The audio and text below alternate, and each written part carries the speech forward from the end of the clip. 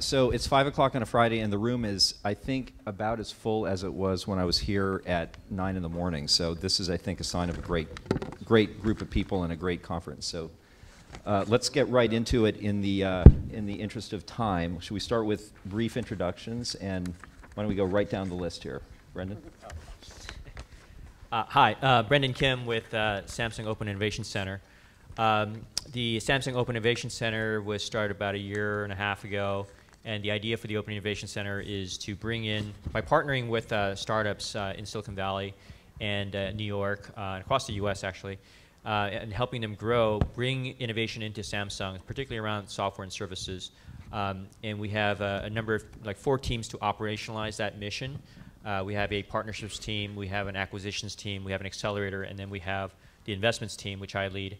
And we're focused on making early stage investments, so seed, Series A, Series B, primarily in software and services.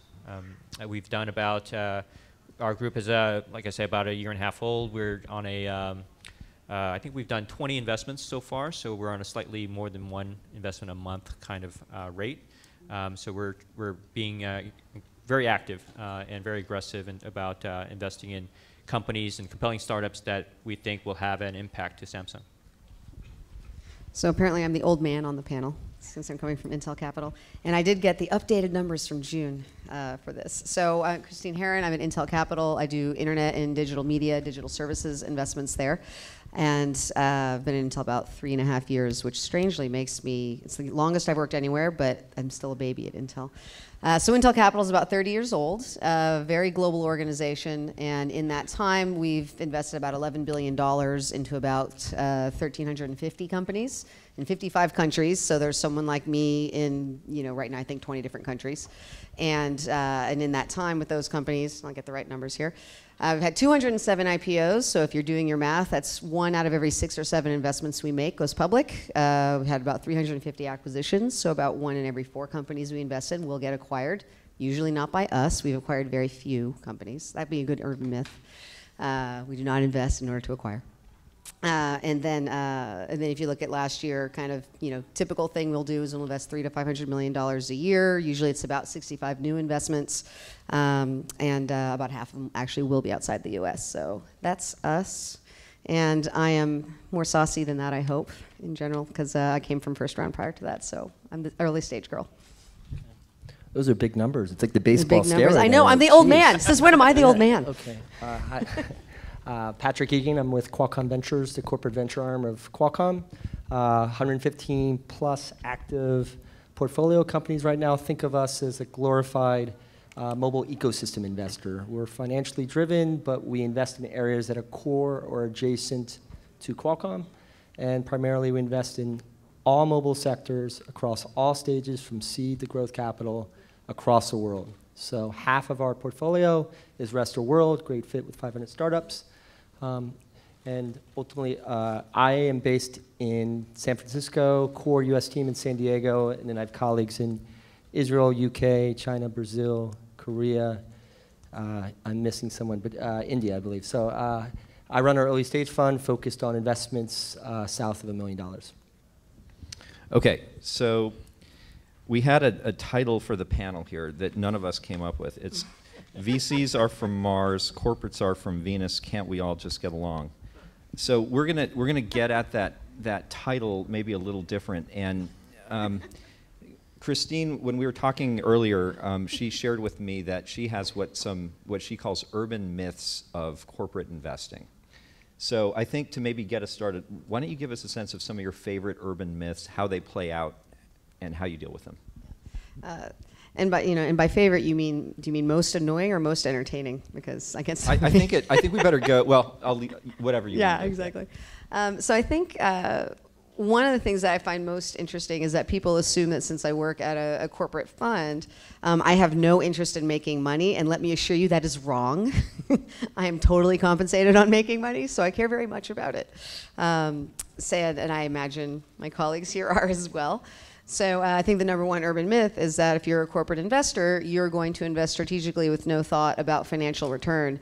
And now that I've been at a corporate investor, let me tell you definitively that both the target IRR and the actual IRR is extremely aggressive compared to what I had to do when I was in a venture fund, and I've been in a couple of venture funds prior to Intel. So I think that's the first myth. And so that means whatever piece of crap thing someone thinks Intel might care about, which since Intel is so big is everything, they sort of want to sling your way. And you're like, yeah, no, that's not going to make money. I don't care if it's strategic. It's never going to make money. So that's number one. And then I think if I was going to pick another one, it's this fear that as a corporate investor, you have a desire to take over the company. And you're going to show up to board meetings and start telling people what to do. You're going to want to write a first refusal on an exit. You know, this long list of things, any one of which, if as a corporate investor you actually did, you would never win another deal again because you would be blocked out. No other institutional VC would want to work with you. No one would want to sign your term sheets except the truly desperate. And I can tell you, like, the last 4 investments I've made were all competitive with competing term sheets, and there's no way you can win those deals if you are taking over companies and, you know, not allowing people to, you know, do the best thing for their company or founders to have the head. I mean, you just can't. So those are my 2. Just one thing to clarify, and we didn't talk about this, but I recall Intel will lead deals. Intel Ventures. Oh, absolutely. Yeah, but what about? In fact, that's one of my specific metrics I'm counted on is how many of the deals did I lead versus did I follow. And what about Qualcomm and your Samsung group? We'll lead. So it depends on the deal, right? So we understand. I mean, I think what one of the myths that I think about is that corporate venture capitalists have no understanding of how venture capital actually works, right? And so we put in ROFRs and we put in all these conditions that are going to be option limiting to a company, and that's not the case. I mean, like again, if you want to build a reputation around doing the right thing for the company, so that good deals come to you. Right, so that's what we care about. Is we want to be in the good deals. We want to be in companies that are, startups that are really innovative, and so we're sensitive to what might turn a company off, right? And so we'll pick our spots. So in some cases, it makes sense for Samsung to lead. In some cases, it absolutely does not make sense for Samsung to lead, and it's better off if we're taking a smaller share of the company because it just, it sends maybe the wrong signals in the marketplace, right? So we'll lead, but we're going to be sensitive to what's right for the company. From Qualcomm's perspective, we will lead. It's not our forte. We'll probably lead about 20% of deals. In that scenario, we probably have informational edge or access to new areas, and we can jump in earlier and actually lead. Going back to some of the sort of issues or stigma attached to corporate venture capital, I think the elephant in the room is the problem is that there are indeed a lot of bad actors in the corporate venture capital system, but it doesn't justify treating all of us the same and looking at us through the same lens. It's like just because one VC wants to replace the founders with a new management doesn't mean they all do. Yeah. So there are classic issues. Such as ROFRs, such as control, such as intent to acquire. And that's not right or wrong, but we've seen a lot of issues where, or corporate venture capital funds that we won't work with. In fact, one anecdote, we have a seed company with a first company in, 4 months in, had given them $500K, they went cash flow positive after 12 months, opportunistically approached by a good strategic. We waited, got the term sheet, ROFR, 2 board seats, control provisions, free Uber rides for life, essentially every cardinal rule violated. We put a flamethrower through that term sheet. We told them thanks, no thanks. Beauty is we had a relationship with the business unit, extracted all the value on that part in terms of, I would say, sort of jiu-jitsu, the strategic investor. Later on, can't disclose the company, but we raised a Series A, $20 million round, lots of value creation. But that is a good example of where, yeah, there are good actors. There's also bad actors, and I think we need to set the example and play by the right set of rules. Okay, so I didn't introduce myself. I apologize. So I'm a Who are you? lawyer, a venture lawyer, and people have been asking me today, are you the lawyer for the corporate VCs? And sometimes, but mostly I'm working with startups, and it sounds great what you're saying, that there's no conflict, you guys are supportive of the companies, and But it can't be, right? I mean, where is a situation where there's been perhaps some, disagreements with the incumbent VCs, or perhaps where you found that the corporate VC, for whatever reason, wasn't a good fit with the startup, for some example of that? Yeah, I mean, I think as an entrepreneur, you really have to think about any source of capital. So you should be thoughtful about, if you're taking institutional capital from a financial investor, what are the motivations there? How well aligned are you? Which firm are you taking money from? Which partner are you taking money from? And the same goes with corporate venture capital too. And so corporate venture capital has its own characteristics, right? So in Samsung's case, and I can't speak to the others, but in Samsung's case, the strategic connection matters for a lot. We definitely care about the financial returns, but we feel like, when we come to the table, the thing that the startup is looking for is that strategic partnership, right? And we need to deliver on that, right? Some corporates are better than others, and some teams are better than others at delivering that, but that's what we're looking for. That also carries some costs involved too, right? So depending on the stage of the company, stage of the progress, that may or may not make sense. So the best argument that I've heard about not taking corporate venture capital is that it's a distraction, right? And so you're an early stage company, let's say you're consumer focused, you need to ship a product. In some cases, it makes absolute sense to partner with the world's #1 Android phone maker or smartphone maker and push a product out that way. In some cases, you don't really rely on that. What you need to rely on is your ability to independently make a market for yourself, and then get the corporate traction that way. So if you hook up with Samsung maybe too early, maybe we are a distraction, right? And you're so focused on delivering for Samsung that you forget about the other things on your roadmap. And so when I see a company like that, then I say, yeah, you know what? This is not the right timing. Let's go back and revisit that, right? Because I think corporates can be a distraction. You think of a corporate and you think, oh, wow, we're going to get this great distribution. And so you focus a lot of effort on that. But from the corporate side, you know what? That's not going to happen for a couple of years, right? So there are cases when, again, you have to be smart about where you think the corporate money is coming from. And there was a case 3 or 4 deals ago where the financial investor made that argument. I couldn't disagree. And so we said, that's fine. Let's go back and revisit this in 6 months. I have a little bit of a different perspective. I mean, I agree with much of what you said, but since we do make, there's a continuum of investments and how strategic they are at Intel, which ranges on, the one end, it's business unit supported, you've got commercial agreements, maybe there's co-development, very, very strategic, business units very engaged. Maybe in the middle there's sort of this grayish area of it's business unit aligned. And it means generally what you're doing is supporting the ecosystem that someone's trying to sell products into. And then at the other end of the continuum, and these are primarily the deals that I do, are what we call eyes and ears deals. And these are deals that it's something new, it's something emergent that isn't necessarily a market that Intel's got product in or is trying to sell into. But if that market becomes big and interesting, we should know about it early so that that's going to inform, Intel's strategy, right? And so those eyes and ears deals tend to have no strategic alignment. That's why I do a lot of the consumer deals. But to the extent you're at that end of the continuum, I usually tell folks, when you think about who you want to partner with in your financing strategy, there's something you do every time which is who's the person and who's the firm, right? And you're going to do person and firm no matter what venture group you work with. Like you might love the brand of the firm, but you're getting a partner that you just have bad chemistry with, and you're like, I just can't work with that guy on my board. It's going to be awkward. And so you think about partner and firm, and I think when you have a corporate investor, then you think about, well, what's in their corporate grab bag for me? Because you still have partner, you're stuck with that person. You're stuck with the brand of the firm and their network, and then you have the grab bag, and it might be distribution for you guys, it might be revenue acceleration for us. I know for you guys, we got a little of both.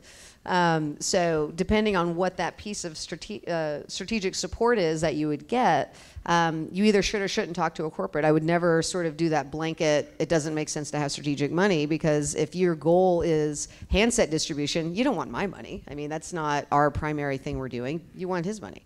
So I wouldn't say you don't want corporate venture. You just want to focus on the right corporate venture. So like I said, it's a little different lens on that. Yeah, similar. I think we're perceived, or at least a mandate from up top is we're a metaphorical sensor. We're the eyes and ears of the company, and we glean meaningful insights, bring them back to the mothership.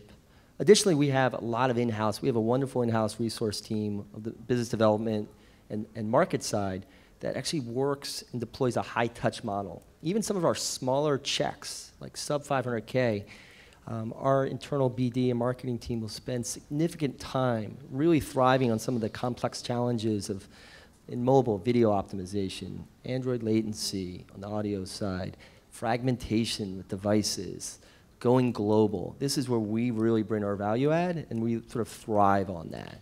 But again, I think there's just to finish. We have sort of our cardinal rules. If owners free in terms of term sheets, quick feedback, and our follow-on. I mean, you want someone with deep pockets.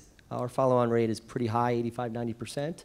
If we can't step up to the plate and sort of promise those three, as well as we won't preclude you from working with someone else, then there shouldn't be an issue with taking our money. If we violate some of those, then absolutely, it's premature to take our money. We're not the best fit. Okay. One thing I wanted to talk about, I want to come back to that if we have time, about that concept of being supportive of the company through different rounds and stages. But one thing I've dealt with where I've had companies that have taken venture capital is a disconnect, or corporate venture capital is a disconnect between expectations about what they might be able to get from accompanying that strategic investment or the corporate venture capital investment. And you mentioned a company that's interested in distributing handsets, and there's an investment from a Samsung or a Qualcomm or even Intel. So how do you deal with the expectations on the front end, and how should maybe some of the startups think about the expectations so that you end up with a relationship that actually works from the strategic side?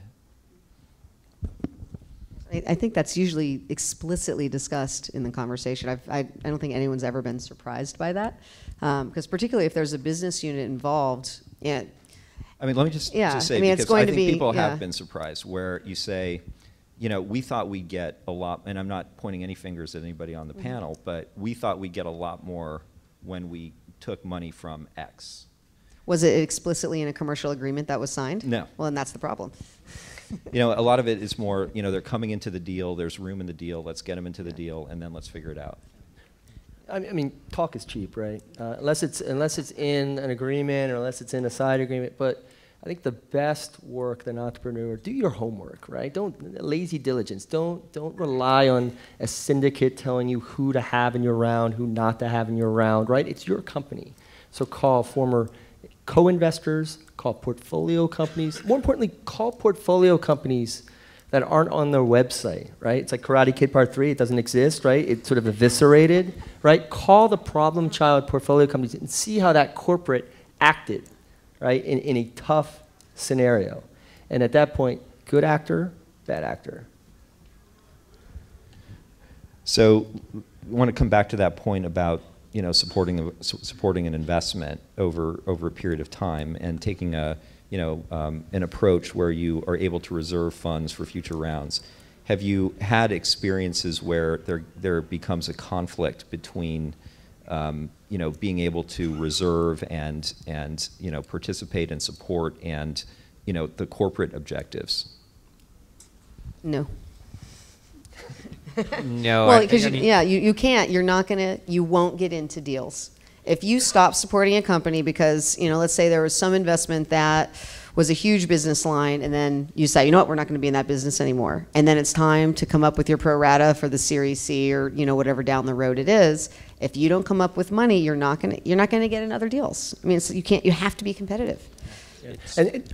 Please. I mean, it's a reputation game, right? So we are all in that reputation game. And so if you don't set the right kind of reputations, then you're just not going to be in the good deals.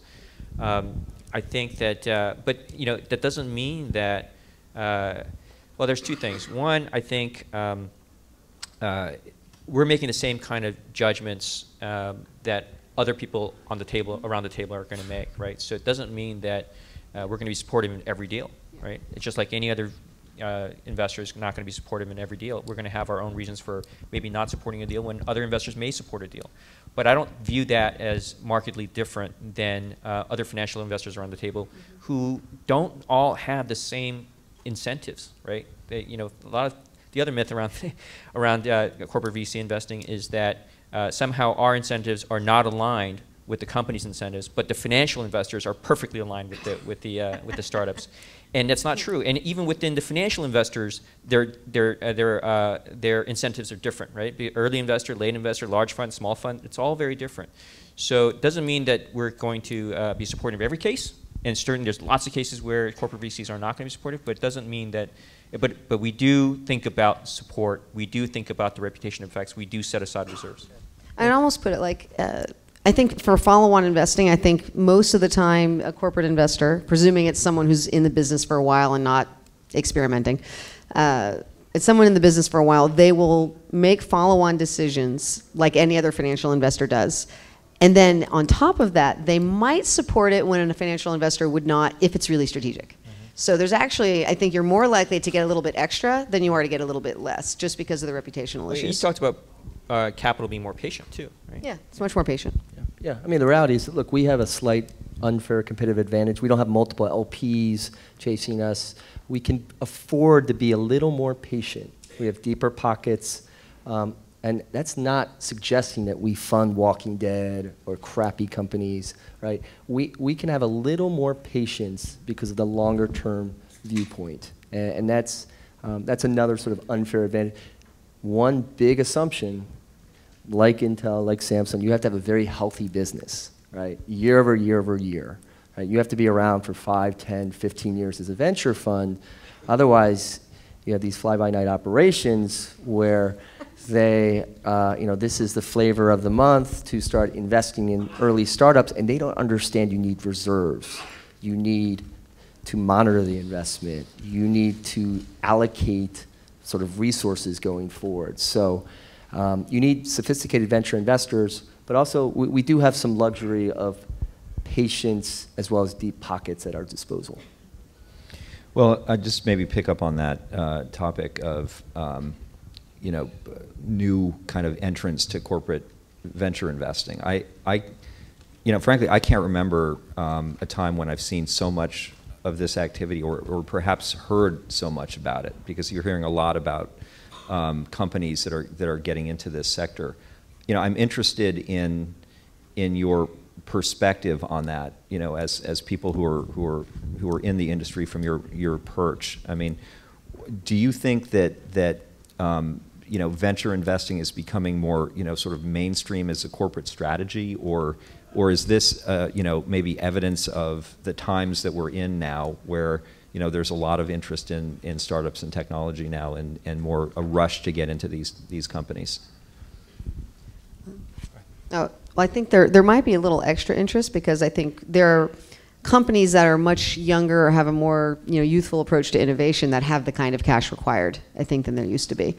So that might make it feel a little more trendy. But in general, I think if someone's going to be around and doing corporate venture, it's a long-term commitment. And the average venture investment is still about 7 years. So let's say you're going to start a corporate venture fund. You go make a bunch of investments in year 1. You'll probably not do that very well because you haven't figured out how to turn your crank. So, maybe by year 3, you've got a good system working. Well, guess what? That's a 10-year commitment to get 7 years on those 30-year deals. So if you're going to make that 10-year commitment, then yeah, you're in it, and you're going to be a force to be reckoned with if you feel that you'll have the cash, to keep doing it. And I think from the entrepreneur's point of view, if you are talking to a newer corporate venture fund, I don't think that's a problem. There are some great companies that are starting to do corporate investing, but I would ask, what kind of commitment has your firm made to doing venture? What's the commitment? Have you made a budget allocation for the next 2 years? Is it just this year? Is it 10 years? And get a sense of what that's like, particularly if it's a public company that might get distracted by the short-term metrics. I mean, look, there's a proliferation of corporate funds out there, right? And let's, Q1 2014, CBI Insights, I think 82 unique deals done by different corporate funds.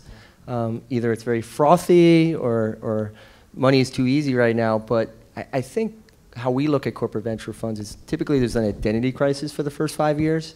Your mandate is wavering. You're the victim of petty politics internally. You don't really know what the particular mandate is. Once you cross that 5-year threshold, then you can pick up the cadence. Then you can do more deals. Then you can expand geographically. Then you can get into sort of orthogonal categories. I think we've been around for 14 years, but it was fundamentally a crawl, walk, run scenario where we were doing primarily strategic investments in the beginning, slowly got away from the mothership, and now have the flexibility and creativity to go chase more creative deals, but more importantly, do deals in a more efficient manner, streamlined process, and be very open and play by the sort of traditional VC rules. I think we should revisit that question 5 years from now and see how many of the corporate VCs are still around. Yeah, that's great. Is the CB Insights guy in the room? You take that. Well, I want to save time for some questions, and hopefully there's still some people who perhaps are with other corporate VCs that might want to bring something to the conversation. So are there any questions or comments out there? Oh, yeah.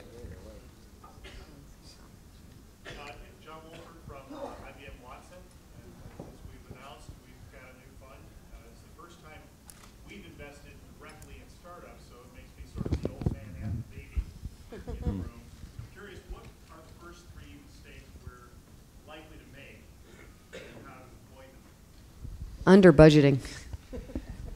Not getting the proper mandate from corporate or whoever you answer to. Hiring shitty lawyers. Lawyers are key. Right? Lawyers are going to make your life, they're either going to be the bane of your poor utter existence, or if you're BFF with them, they're going to make your life a lot easier. If you're going to use in-house counsel, make sure they're dedicated to you and not from the mothership. Yes. I think that's great advice. Just maybe. I think you're a good guy, by the way. Could you talk a little? Just what have you guys said about your venture investment? I'm interested. I hadn't heard about that. So is it? Have you said how much or you're going to do, or what's the strategy? And how many years is the commitment? And is Watson making any investments? The commitment is multi-year. I don't think I'm going to say how many. Yeah. But it's pretty sizable, and the CEO is really behind it. And we're focused mainly on companies that are into cognitive computing or working in and around cognitive computing specifically. That's why it's the Watson Group. So here's your question, because I've been through one reorg now. So if your CEO gets hit by a bus, is the venture group still there? I think yes, in this case. Yeah. And in fairness, he's not on the panel, so. Yeah, no, but that's the real question. But no, you're right. Yeah. No, absolutely right. And I think that's one good. of the Go things. take his money. That's one of the themes we've been talking about is, how does that fit into the big organization and what happens. But thanks for the question. It's great to hear about that. Another question? Yes. First, around Bertelsmann, which is a media company, corporate venture fund, BMI. Can you guys talk a little bit about the structure? Is it an annual budget? Is it a 10-year life cycle fund? And how are you incentivized? Like, is it a real carry or not? Or how does that look? The question is around structure and compensation. Well, everyone is going to be afraid on that one, so I'll start it, and you guys can decide. You can think about it. So there are different structures. Intel is a balance sheet investor, so we don't have a separate fund that's established. And in some ways, the fund is a bit safer because you know the money's been committed, right? So on the one hand, it's a bit safer. However, if, having a fund also very tightly defines how much cash can be spent or invested. So Intel looks at it as spend versus investment, and we are compared to R&D spend. So for us, we have a band that we invest in each year, $300 to $500 million per year, and there's some big stuff that comes outside of that, which gets treated separately at the board level. So we do it that way. I know there are many others that are more fund structured. Like I said, it's a little more predictable. And as far as compensation, all of the folks that are making investments at Intel are directly incented with a carry proxy model. So we do care about the success of the companies that we're working with. Yeah, I mean, balance sheet fund, Qualcomm not short on cash, very robust cash flow. Compensation, we don't have a formal carry structure, but we are incentivized in a sort of different methodology. I mean, you can't have carry if it's not a partnership. I mean, so in a fund, separate fund, you could, but you have to kind of find a way to do it when it's just off the balance sheet. So Samsung being as large as we are, we're just more complicated. There's actually 3 entities at Samsung that do direct investing. There's one on the component side, early stage. There's one on the device side, early stage, which is us, OIC. And then we have Samsung Ventures. And Samsung Ventures has been doing this stuff for a long time. It's been over 10 years now, lots of portfolio companies. And the way we're structured is that we invest through Samsung Ventures. So there is a separate pool, separate fund set aside, but a portion of that is carved out for our purposes. So that's how we're. And as far as compensation, we don't receive carry. We're bonused, but we don't receive carry. Okay, well, I think we'll look forward to these corporate investors making some investments that help fill the museum that Bill was talking about. Thanks very much for your time on the panel, and thanks all of you for your questions and your participation. Thank you. Thank you.